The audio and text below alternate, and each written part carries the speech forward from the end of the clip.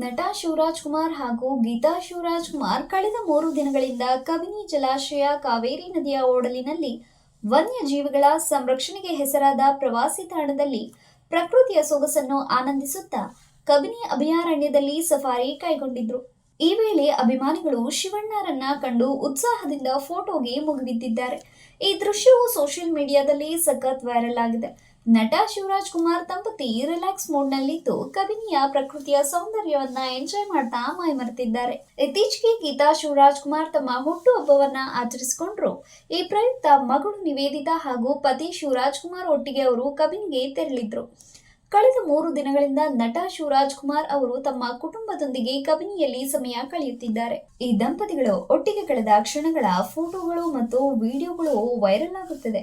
ಕಬಿನಿ ಜಲಾಶಯ ಕಾವೇರಿ ನದಿಯ ಓಡಲಿನಲ್ಲಿ ವನ್ಯಜೀವಿಗಳ ಸಂರಕ್ಷಣೆಗೆ ಹೆಸರಾದ ಪ್ರವಾಸಿ ತಾಣವಾಗಿದೆ. ನಟ ಶಿವರಾಜ್ ಕುಮಾರ್ ಕುಟುಂಬ ಸಫಾರಿಯಲ್ಲಿ ಭಾಗವಹಿಸಿ ಪ್ರಕೃತಿಯ ಸೊಗಸನ್ನು ಸಖತ್ ಎಂಜಾಯ್ ಮಾಡಿದ್ದಾರೆ. ಈ ವೇಳೆ ರಸ್ತೆಯಲ್ಲಿ ಸ್ಥಳೀಯ ಗಿರಿಜನ ಹಾಡಿಯ ಮಕ್ಕಳು ಶಿವಣ್ಣರನ್ನ ಕಂಡು ಸಖತ್ ಎಕ್ಸೈಟ್ ಆಗಿದ್ದಾರೆ. ಶಿವಣ್ಣ ತಮ್ಮ ಸರಳತೆಯಿಂದ ಮಕ್ಕಳ ಜೊತೆ ಮಾತನಾಡಿ ಅವರಿಗೆ ಹ್ಯಾಂಡ್ ಶೇಕ್ ನೀಡಿದ್ದಾರೆ. ಅಲ್ಲದೆ ತಮ್ಮ ಪುಟ್ಟ ಅಭಿಮಾನಿಗಳ ಜೊತೆಗೆ ಅವರು ಫೋಟೋಗೆ ಫೋಸ್ ನೀಡಿದ್ರು.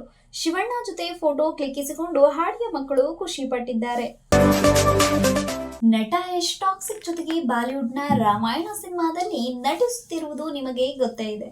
ಈ ಚಿತ್ರದ ನಿರ್ಮಾಣದಲ್ಲಿ ಪಾಲುದಾರಿಕೆ ಹೊಂದಿರುವ ಜೊತೆಗೆ ಚಿತ್ರದಲ್ಲಿ ರಾವಣನ ಪಾತ್ರ ಕೂಡ ಮಾಡುತ್ತಿದ್ದಾರೆ.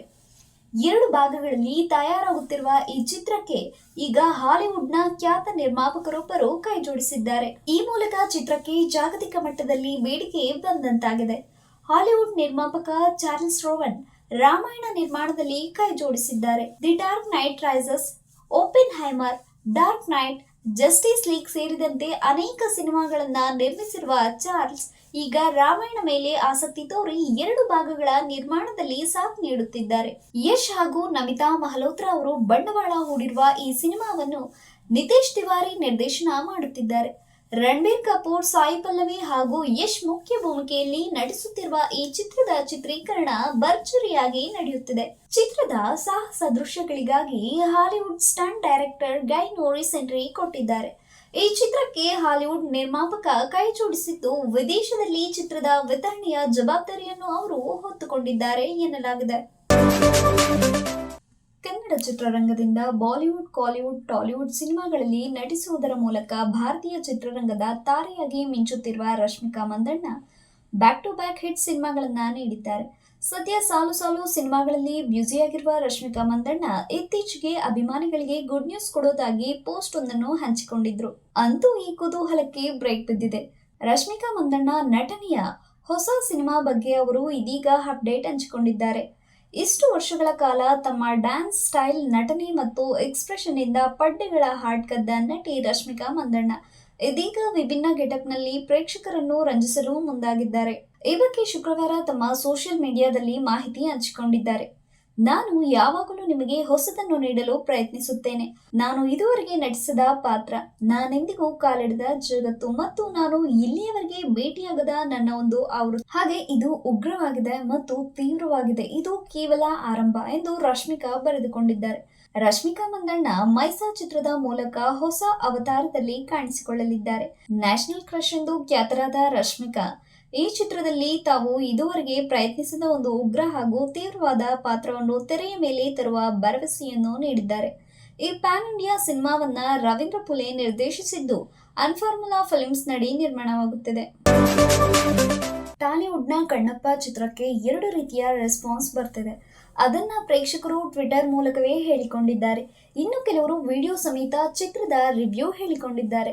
ಸಿನಿಮಾದ ಮೊದಲರ್ಧ ಸಾಮಾನ್ಯವಾಗಿದೆ, ಆದರೆ ದ್ವಿತೀಯಾರ್ಧ ಸೂಪರ್ ಬ್ಲಾಕ್ ಬಸ್ಟರ್ ಅಂತಲೂ ಬಣ್ಣಿಸಿದ್ದಾರೆ.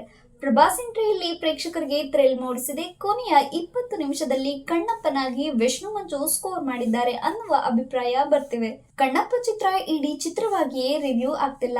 ಈ ಚಿತ್ರವನ್ನ ಭಾಗವಾಗಿಯೇ ಪ್ರೇಕ್ಷಕರು ರಿವ್ಯೂ ಮಾಡ್ತಿದ್ದಾರೆ. ಹಾಗೆ ಚಿತ್ರದ ಫಸ್ಟ್ ಹಾಫ್ ಸಾಮಾನ್ಯವಾಗಿಯೇ ಇದೆ, ಅಂತಹ ವಿಶೇಷ ಏನೂ ಇಲ್ಲ. ಆದರೆ ಸೆಕೆಂಡ್ ಹಾಫ್ ಇದೆ ನೋಡಿ, ಅದು ಬ್ಲಾಕ್ ಬಸ್ಟರ್ ಅಂತಲೇ ಚಿತ್ರ ನೋಡಿದವರು ಹೇಳಿಕೊಂಡಿದ್ದಾರೆ. ಡಾರ್ಲಿಂಗ್ ಪ್ರಭಾಸ್ ಈ ಚಿತ್ರದಲ್ಲಿ ಕ್ಯಾಮಿಯೋ ರೋಲ್ ಮಾಡಿದ್ದಾರೆ. ರುದ್ರ ಅನ್ನೋ ಪಾತ್ರವನ್ನ ಮಾಡಿದ್ದಾರೆ. ಇವರ ಎಂಟ್ರಿಯನ್ನು ಜನ ಮೆಚ್ಚಿಕೊಂಡಿದ್ದಾರೆ. ಟ್ವಿಟರ್ ಅಲ್ಲಿ ಅದನ್ನೇ ಬರೆದುಕೊಂಡಿದ್ದಾರೆ. ಹಾಗೆ ಈ ಚಿತ್ರದಲ್ಲಿ ಅಕ್ಷಯ್ ಕುಮಾರ್ ಶಿವನ ಪಾತ್ರ ಮಾಡಿದ್ದಾರೆ ಹಾಗೂ ಕಾಜಲ್ ಅಗರ್ವಾಲ್ ಇಲ್ಲಿ ಪಾರ್ವತಿ ರೋಲ್ ಮಾಡಿದ್ದಾರೆ. ಮೋಹನ್ ಲಾಲ್ ಇಲ್ಲಿ ಕಿರಾಟ ಅನ್ನುವ ರೋಲ್ ಮಾಡಿದ್ದಾರೆ. ಆದರೆ ಟ್ವಿಟರ್ ಅಲ್ಲಿ ಪ್ರಭಾಸ್ ಪಾತ್ರವನ್ನ ಜನ ಹೆಚ್ಚು ಹೊಗಳಿದ್ದಾರೆ. ವಿಷ್ಣು ಮಂಜು ಈ ಚಿತ್ರಕ್ಕಾಗಿ ಸಾಕಷ್ಟು ಕಷ್ಟಪಟ್ಟಿದ್ದಾರೆ. ಕಣ್ಣಪ್ಪನಾಗಿ ವಿಷ್ಣು ಮಂಜು ಇಲ್ಲಿ ಎಲ್ಲರ ಹೃದಯ ಗೆದ್ದಿದ್ದಾರೆ. ಟ್ವಿಟರ್ ಅಲ್ಲಿ ಎಲ್ಲರೂ ವಿಷ್ಣು ಪಾತ್ರವನ್ನ ಕೊಂಡಾಡಿದ್ದಾರೆ. ಕೊನೆಯ 15ರಿಂದ 20 ನಿಮಿಷದ ದೃಶ್ಯಗಳಲ್ಲಿ ವಿಷ್ಣು ಕಮಲ್ ಮಾಡಿದ್ದಾರೆ ಅಂತಲೂ ಹೇಳಿಕೊಂಡಿದ್ದಾರೆ. ಟ್ರೈಲರ್ ನಲ್ಲೇ ಕುತೂಹಲ ಮೂಡಿಸಿರುವ ಯಶ್ ಶೆಟ್ಟಿ ಮತ್ತು ಹರ್ಷಿತಾ ರಾಮಚಂದ್ರ ಮುಖ್ಯ ಪಾತ್ರಗಳಲ್ಲಿ ನಟಿಸಿರುವ ಜಂಗಲ್ ಮಂಗಲ್ ಚಿತ್ರದ ಬಿಡುಗಡೆ ದಿನಾಂಕ ಘೋಷಣೆಯಾಗಿದೆ. ಚಿತ್ರದ ಟ್ರೈಲರ್ ನನ್ನು ಇತ್ತೀಚೆಗೆ ಬಿಡುಗಡೆ ಮಾಡಿರುವ ಚಿತ್ರತಂಡ ಜುಲೈ 4ರಂದು ಚಿತ್ರ ಬಿಡುಗಡೆ ಮಾಡುವುದಾಗಿ ಘೋಷಿಸಿದೆ. ಜಂಗಲ್ ಮಂಗಲ್ ಸಿನಿಮಾಗೆ ನಿರ್ದೇಶಕ ರಕ್ಷಿತ್ ಕುಮಾರ್ ಆಕ್ಷನ್ ಕಟ್ ಹೇಳಿದ್ದಾರೆ.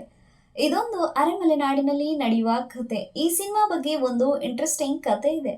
ಅದನ್ನು ನಿರ್ದೇಶಕ ರಕ್ಷಿತ್ ಕುಮಾರ್ ಅವರೇ ಹೇಳಿದ್ದಾರೆ. ಚಿತ್ರದ ನಾಯಕ ನಟನಾಗಿ ನಟಿಸುವ ಗುರಿ ಇರಲಿಲ್ಲ. ಆದರೆ ಚಿತ್ರದ ಕಥೆಯು ನನ್ನನ್ನು ನಾಯಕ ನಟನಾಗಿ ನಟಿಸುವಂತೆ ಒತ್ತಾಯಿಸಿತು. ಟ್ರೇಲರ್ ನೋಡಿದ ಯೋಗರಾಜ್ ಭಟ್ ಅವರು ಜಂಗಲ್ ಮಂಗಲ್ ಶೀರ್ಷಿಕೆ ಇರುವಂತೆ ಸೂಚಿಸಿದ್ರು. ಸಿನಿಮಾ ಮೆಚ್ಚಿಕೊಂಡ ಮತ್ತೊಬ್ಬ ನಿರ್ದೇಶಕ ಸಿಂಪಲ್ ಸುನಿ ತಮ್ಮ ಸುನಿ ಸಿನಿಮಾಸ್ ಬ್ಯಾನರ್ ಮೂಲಕ ಚಿತ್ರವನ್ನು ಅರ್ಪಿಸಲು ಮುಂದಾದರು ಎಂದು ನಿರ್ದೇಶಕರು ಹೇಳಿದ್ದಾರೆ.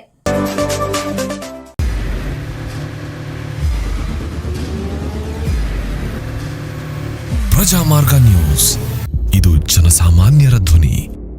ನಮಸ್ಕಾರ. ನೀವು ನೋಡ್ತಾ ಇದ್ದೀರಾ ಪ್ರಜಾಮಾರ್ಗ ನ್ಯೂಸ್. ರಾಷ್ಟ್ರದ ರಾಜ್ಯದ ರಾಜಕೀಯದ ಬಗ್ಗೆ ಹೆಚ್ಚಿನ ಸಿನಿಮಾ ಅಪ್ಡೇಟ್ಗಳಿಗಾಗಿ ಫಸ್ಟ್ ಲೈಕ್ ಮಾಡಿ, ಸಬ್ಸ್ಕ್ರೈಬ್ ಆಗಿ, ಹಾಗೆ ಫಾಲೋ ಕೂಡ ಮಾಡಬೇಕು.